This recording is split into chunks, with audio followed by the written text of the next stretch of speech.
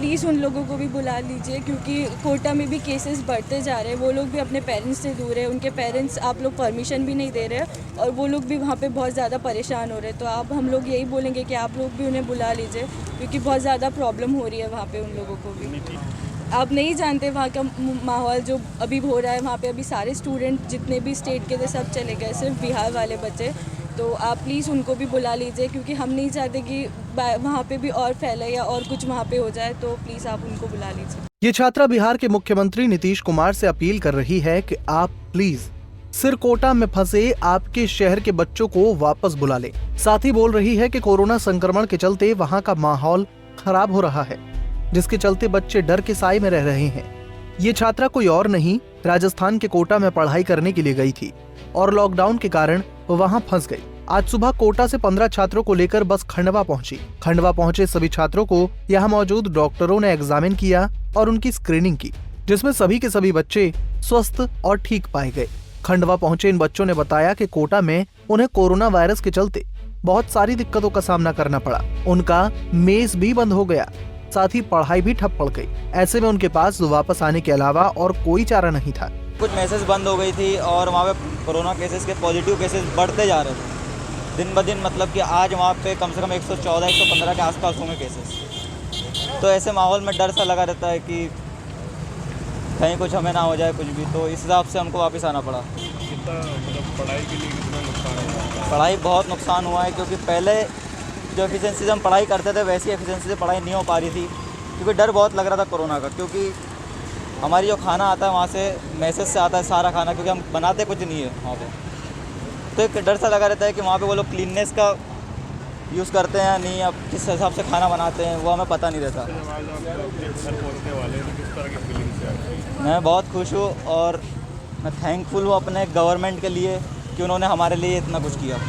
और तमाम उन लोगों को जो सफाई कर्मी या फिर पुलिस वाले या फिर व्हाटएवर दे आर, उन लोगों ने, डॉक्टर्स भी बहुत कुछ कर रहे हैं हमारे लिए और मैं बहुत थैंकफुल उनके लिए। कोटा में फंसे थे और हम लोगों को बहुत ज़्यादा मतलब प्रॉब्लम्स भी आई है, फेस करना पड़ा था। खाने के इश्यूज आ रहे थे और हम लोगों को मेंटली भी थोड़ा वो हो गए थे कि मतलब पढ़ाई में से बहुत डिस्टर्ब हो गए थे, क्योंकि जब ऐसे जैसे जैसे केसेस बढ़ते गए पता चल रहा था कि हम शायद ही घर जा पाएंगे। और गवर्नमेंट भी जैसे बिहार वालों को अभी तक वहाँ पे रख के रखा है, उन लोगों को परमिशन नहीं मिल रही है। तो जैसे ही लगा कि हाँ शायद MP से भी हो रहा है, तो हम लोगों को थोड़ा रिलीफ मिला और अच्छा लगा कि हाँ हम लोग भी अब घर जा पाएंगे।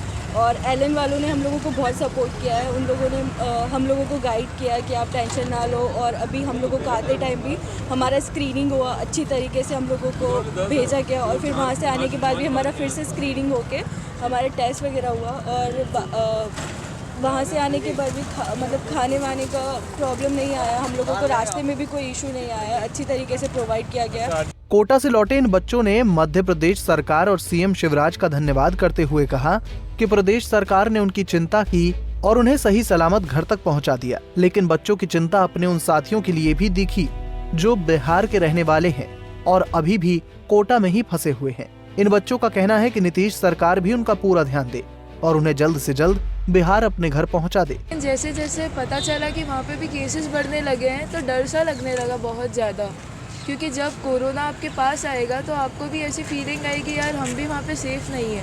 और सब बच्चे जब जा रहे थे तो हम लोग मेंटली डिस्टर्ब होने लगे थे, धीरे धीरे पढ़ाई से बिल्कुल ध्यान हटने लगा था।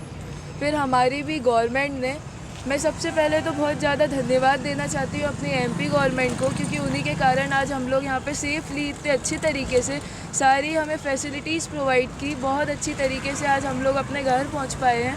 आई really want to thank MP government. और कोटा में समस्याएं थी, लेकिन आज हम अभी फाइनली अपनी फैमिली के पास पहुंच चुके हैं, इस बात की बहुत ज़्यादा मुझे खुशी है। स्टूडेंट्स की स्क्रीनिंग करने वाले डॉक्टर्स की माने तो सभी बच्चे स्वस्थ हैं, लेकिन इन्हें 14 दिनों तक क्वारंटाइन में रहना होगा।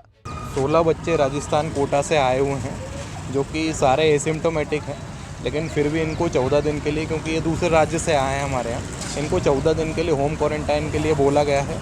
और कोई भी समस्या आने पर इनको नंबर दिया गया है, तो ये हमको कॉल करके बता सकते हैं कोई भी समस्या। बता दें कि MP के लगभग 12 जिलों के 2500 बच्चे कोटा में मेडिकल और इंजीनियरिंग की पढ़ाई कर रहे हैं। वो सभी लॉकडाउन के समय में ही कोटा में फंसे हुए थे और इस दौरान लगातार वो और उनके परिजन ये मांग कर रहे थे कि बच्चों को वापस बुला लिया जाए। हम उन्हें यहीं पर क्वारंटाइन में रख लेंगे। परिजनों और स्टूडेंट्स की गुहार रंग लाई और सीएम शिवराज ने बच्चों को एमपी बुलवा दिया। खंडवा से निशात सिद्दीकी की रिपोर्ट।